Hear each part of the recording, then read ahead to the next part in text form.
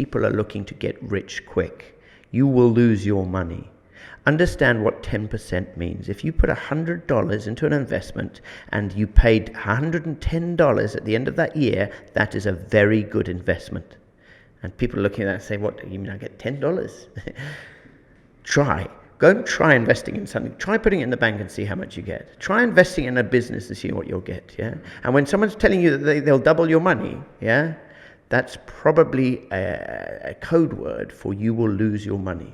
So my biggest advice for people is invest very conservatively. The riskiest business for me is holding Bitcoin, which is quite risky. And I'm willing to take that risk. I'm willing to take the losses. Bear in mind, I can't give financial advice, and none of this is financial advice. Thank you. If you want financial advice, you should just contact your financial advisors, because we are not your financial advisors. Yeah, I think when you talk about Bitcoin, most people hear about Bitcoin when it's at the boom.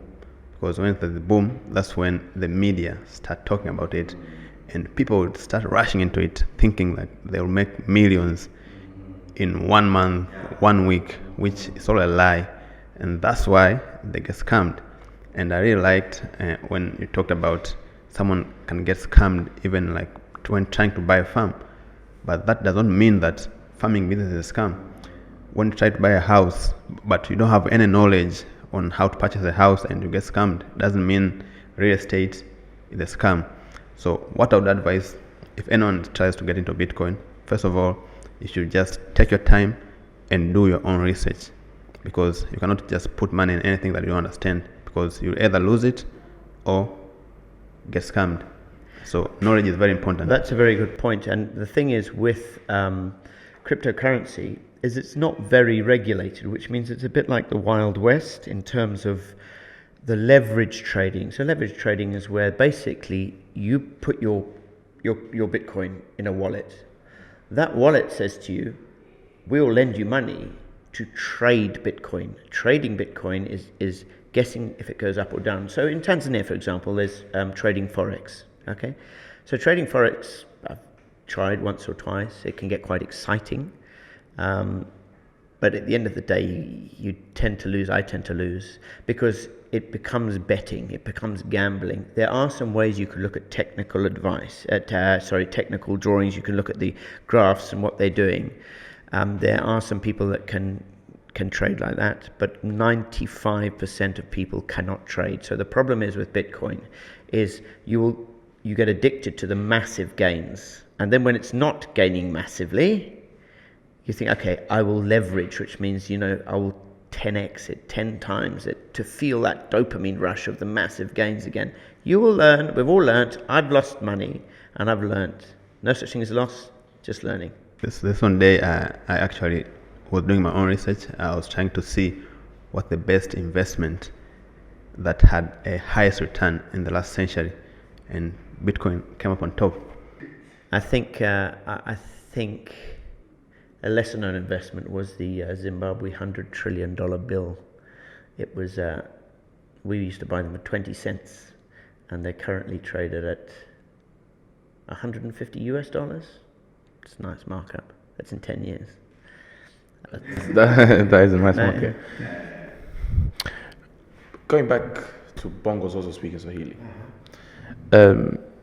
We're coming near to the end of the episode, but we would like to know, for the people, for example, that are watching this, that are like you, they want to be like Bongo Zozo, they want to be well known when it comes to speaking a different language. What advice would you give to individuals aspiring to learning a new language and using it professionally?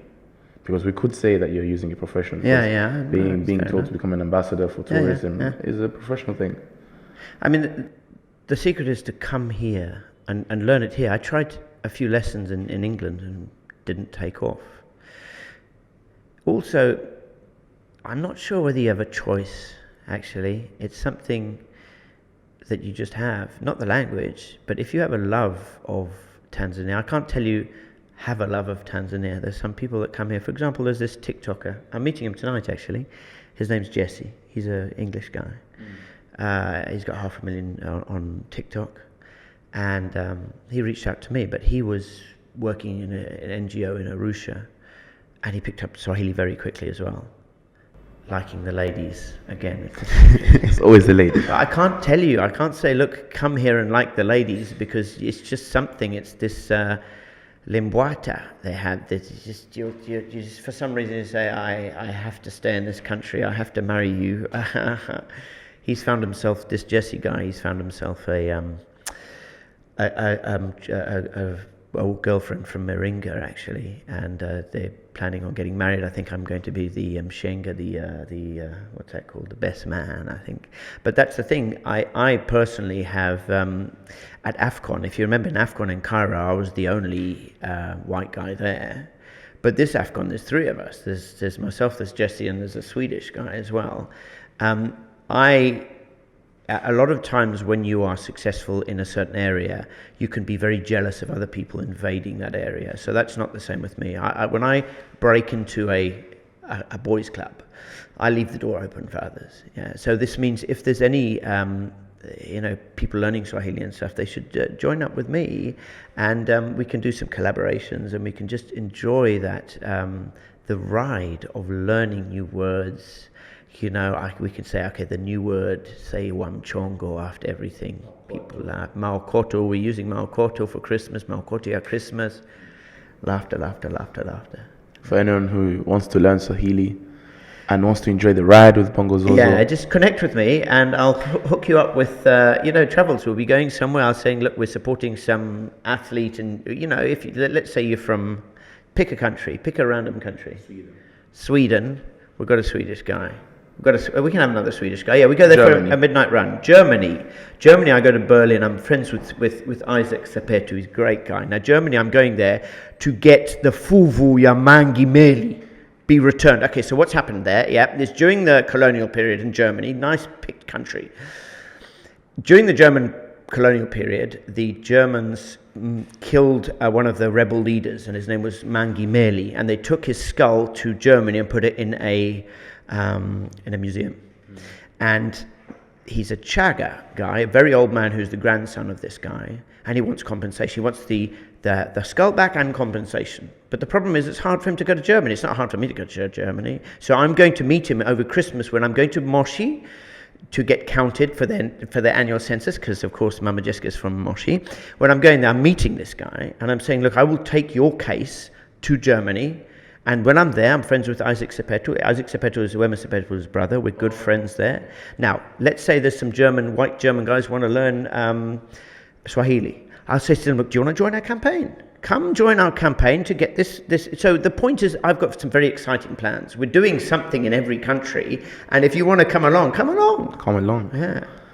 I actually learned that welcome from Tanzania. 73 countries in the world I've been to. And you ask me, people ask this, who are the most beautiful women in the world? Right?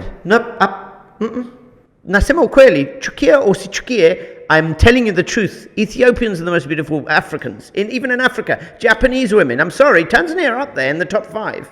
You can be angry, but I'm telling you the truth. You want me to tell you the truth, or you want me just to please you? Okay, but ask me this question. What is it that Tanzania has that is number 1 in the world? Now, it has 2 things that are number 1 in the world, yeah?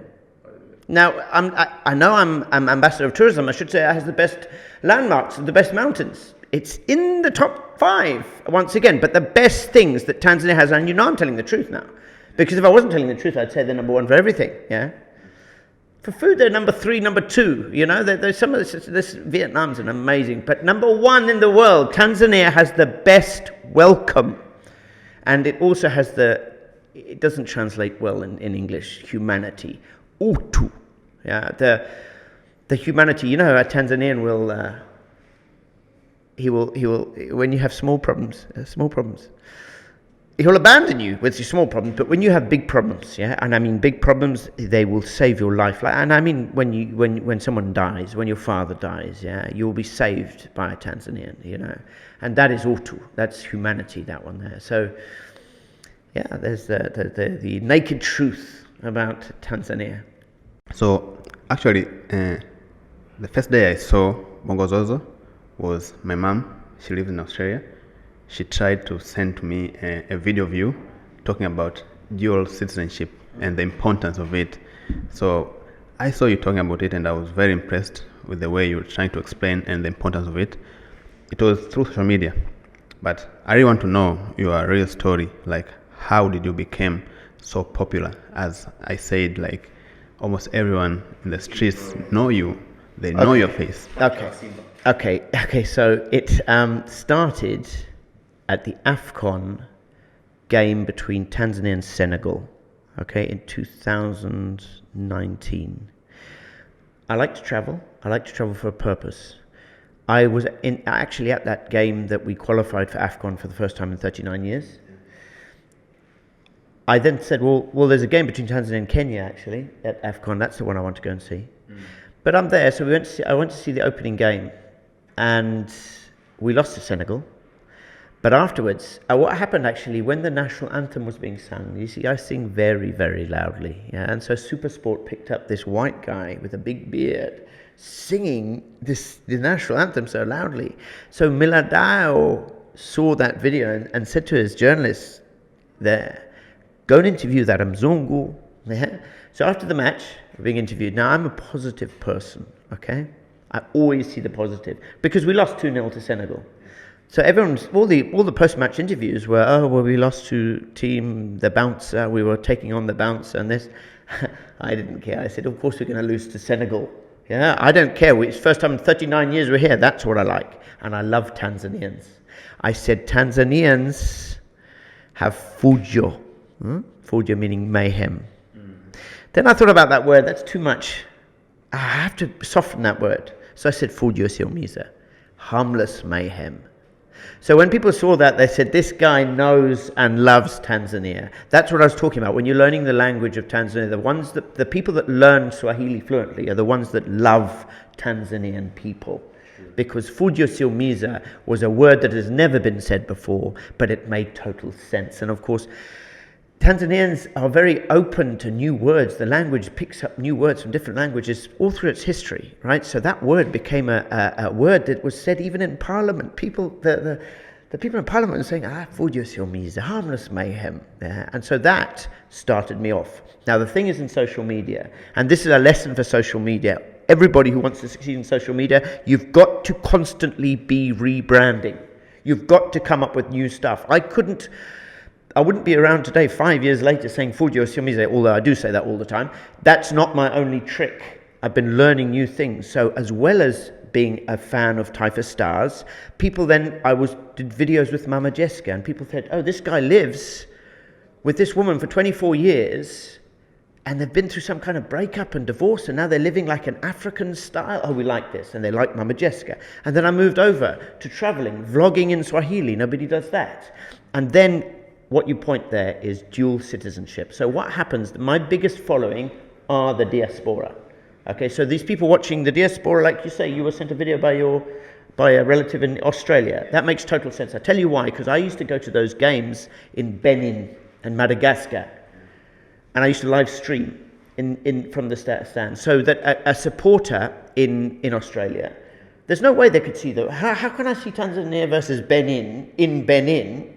You go to Bongo Zozo's Facebook live stream, and my live stream at some point had 15,000 viewers, and the comments were coming in, we're watching from Saudi Arabia, we're watching from South Africa. And that's actually why that money transfer app, Nala, they sponsor a lot of my trips, because my following are the diaspora. And even when I was speaking with Jacob today, he was talking about, look, we want you to speaking more about with the diaspora. And another reason, of course, is because I have an issue with dual citizenship. It's an issue that I'm on the side of the diaspora, because my children were Tanzanian citizens. Now they've turned 18. They've had their citizenship taken away by doing nothing. And it's a little strange to me, and I'm willing to stand up for them, because I'm not a political person. I do not get involved in politics, right? Just generally, I'm not a party person. You'll see I don't support Simba or Yanga.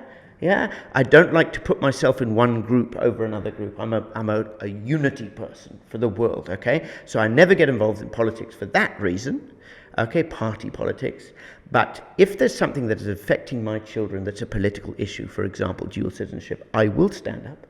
and say, look, this is unfair. Not only is it unfair on my children to be stripped of their citizenship, their birthright, right? The fact that their mother is actually Tanzanian, and that Mickey was born in Aga Khan in Dar es Salaam, mtoto wa mjini. He's done nothing other than turn 18, and now, because he didn't reject his British citizenship, he's been stripped of his Tanzanian citizenship. One, that's unfair, so I'll stand up against that. But number two, you are losing sports people.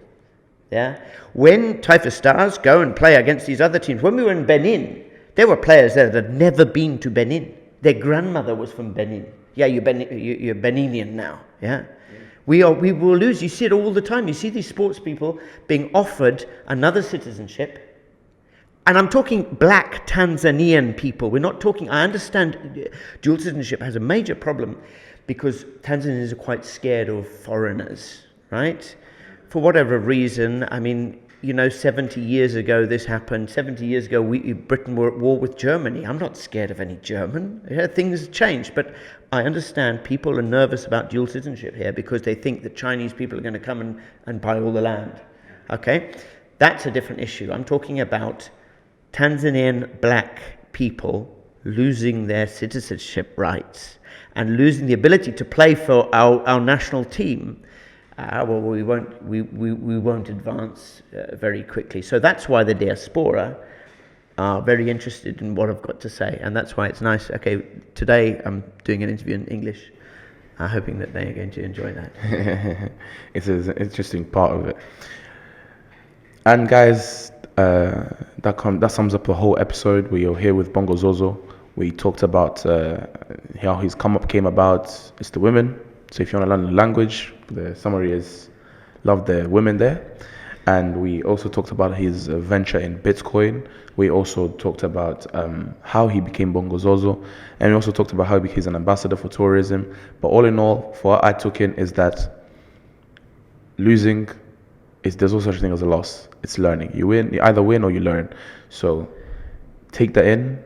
Take it in, and as he's also said, opportunities. You don't have to be chasing opportunities every day or volunteer for something. That makes sense. We are very keen on just saying, Bongozozo, I'm gonna bring you this bracelet. Give me 2,000. But so you could give it to Bongozozo for free, and then it will leave a much bigger impact on him. Be like, he gave it to me for free. So one day we'll just look for him. We're like, let me just call Monty and he gave me this. No, I was shocked. Even today at the yesterday when I checked into my hotel, I said to them, give me an upgrade. Give me your best room here. Right? And they said, well, no, you have to pay for an upgrade. I said, okay, well, I won't make any videos then. You're missing out there. You've got a free room there. You understand I'll video it, but whatever. It's just a simple example then. It's a simple example. If they gave it to you, that means they gave it. I would be obliged. It would be on my story. I'd be obliged. I'd be doing videos there. No, I've got no obligation. Yeah, exactly. So take your time, volunteer for things. Volunteer. Be out there. Be out there. Always doing things. It's not about the short-term gains. Be out there showing yourself as a person. Simple example that we don't like to talk about ourselves, but for example, for us, we talked about monetary things. We get money. We have not made a single penny. Of course I know about views. Yeah, we're about 12 episodes in. We have not made any money, but the more we do, the more opportunity. We got opportunity to connect with Bongo Zozo. There you go. I'm very impressed with your setup here. I should do more of this. I should have, and not necessarily equipment, but you've inspired me to put out more in my production in terms of all my editing. It's taking time away from what I'm good at, which is putting my face and doing things. I need to find, there's an opportunity here. If someone knows how to edit Premiere Pro, I'm looking for an editor to travel the world with me, but she has to be a gorgeous woman. A man, just a gorgeous woman. Well, all women are gorgeous. This is a Tanzanian woman. But this is the problem. All the Premiere Pros, these people watching and think, I know Premiere Pros. They're all wanaume wenye sura zito. Hata hao hapa wanasema fursa hiyo lakini sura nzito sasa. But volunteer for things, guys. The more you volunteer, you leave an impact on someone, and that person will always remember you. We're volunteering, doing this, we're doing this, but we have started Connectors Club where people are connecting. Fantastic. We connect with Bongo Zozo. I've got to say, well done on that one. I'm very, very impressed. I was not expecting this. The idea of saying, let's do an event, and what happens if nobody turns up? It's terrifying. It's embarrassing. I don't care. If no one turns up, then we've learned something. We haven't lost anything, we've learned something. Learned something. Well done. Hongera-san. Thank you very much. But that was Bongozozo. Bongozozo, any last words to them? Tukutane, but in which language? English, eh? Sorry. Okay. Okay, sawa. Tukutane uwanjani. Mimi coach wa Simba. Mimi coach wa Makolo. Waambie wa like, wa comment, or subscribe. Yeah, okay. Mimi Bongo Zozo! Well, like, subscribe, and share your video. Yeah, emo, make your own memoir.